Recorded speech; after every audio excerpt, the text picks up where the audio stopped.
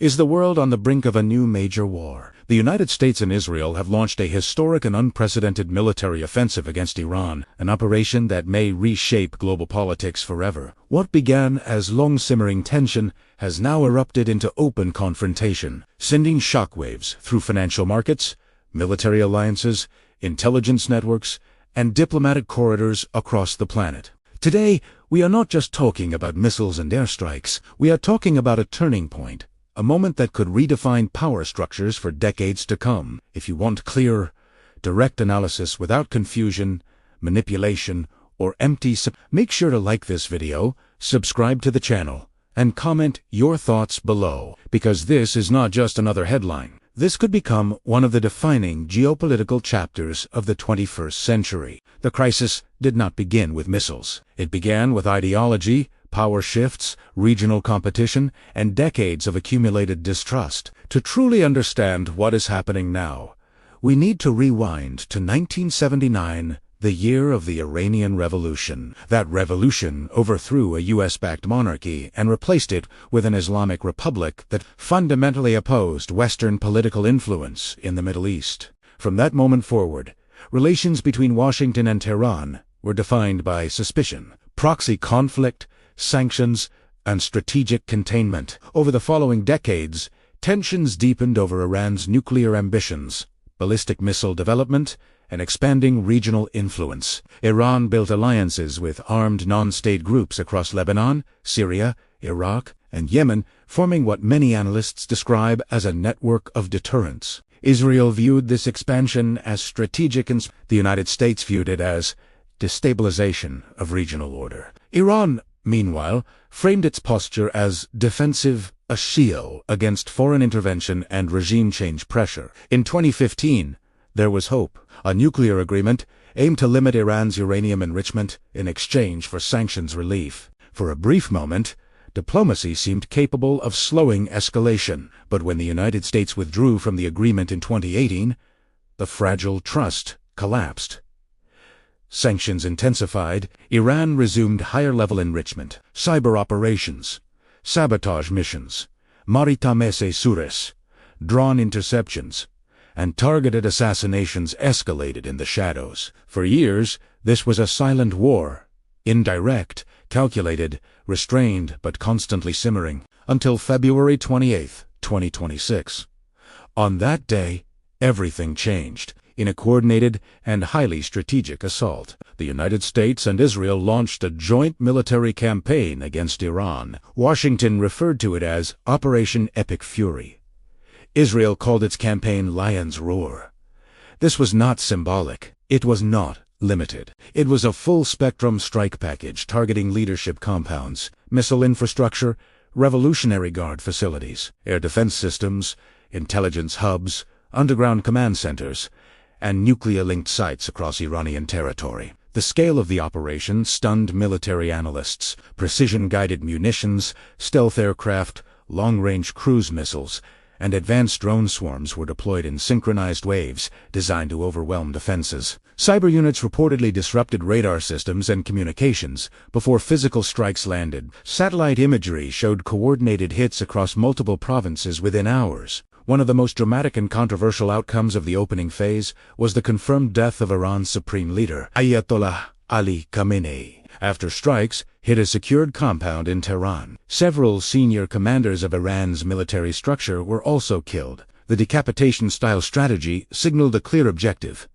disrupt centralized control, fracture command, hierarchy, and slow coordinated retaliation. But leadership losses were only part of the story. The human cost has been devastating. Reports indicate more than 200 fatalities and hundreds injured inside Iran during the first wave alone. Civilian casualties, including children, were reported in areas where military targets were embedded near urban zones.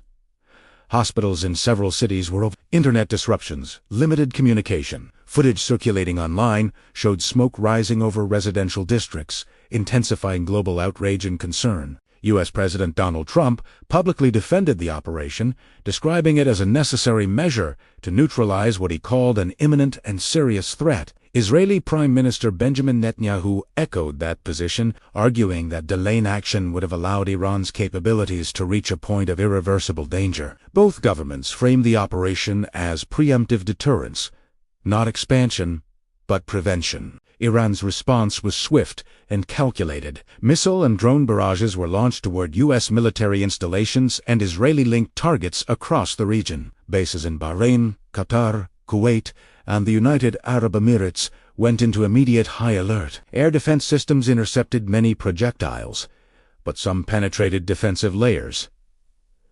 Damage was reported, casualties followed.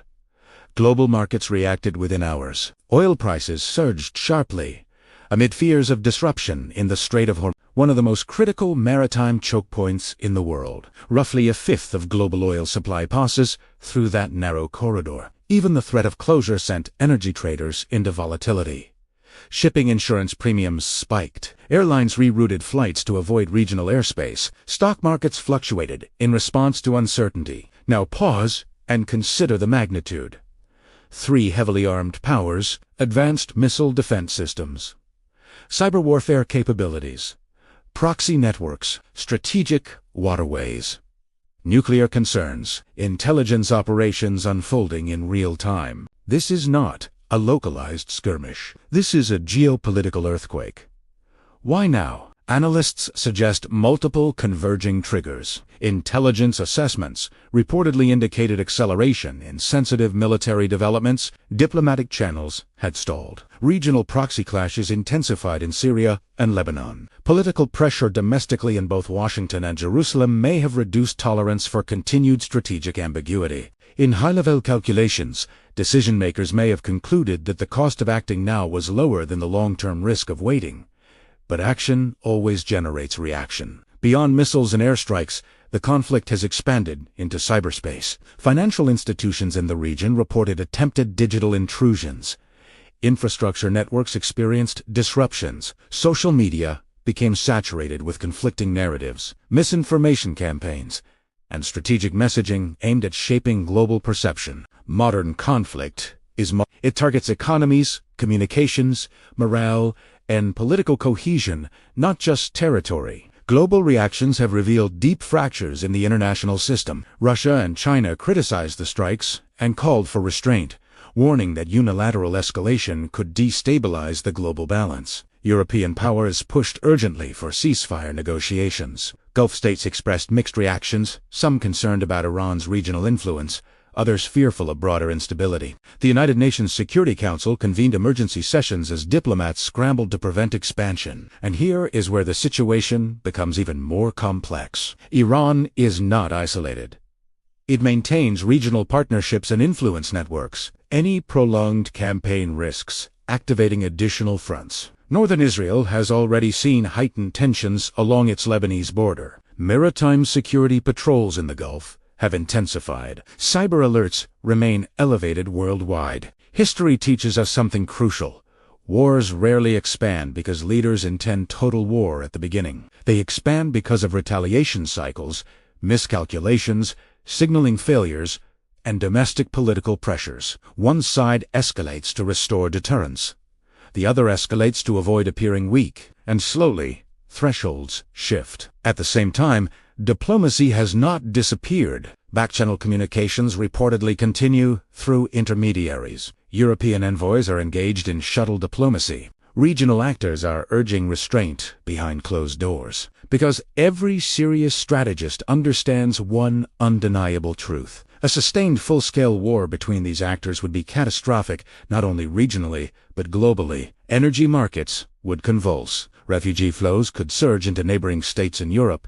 Extremist organizations could exploit power vacuums. Global inflation could intensify if supply chains fracture. Military alliances might solidify into hardened blocs, accelerating a new era of strategic polarization. So let me ask you directly, and I want you to genuinely think about this. Do you believe this confrontation will remain limited and eventually move toward negotiation? Or are we witnessing the early phase of a broader realignment of global power, something historians will later describe as the beginning of a new geopolitical era? Comment below.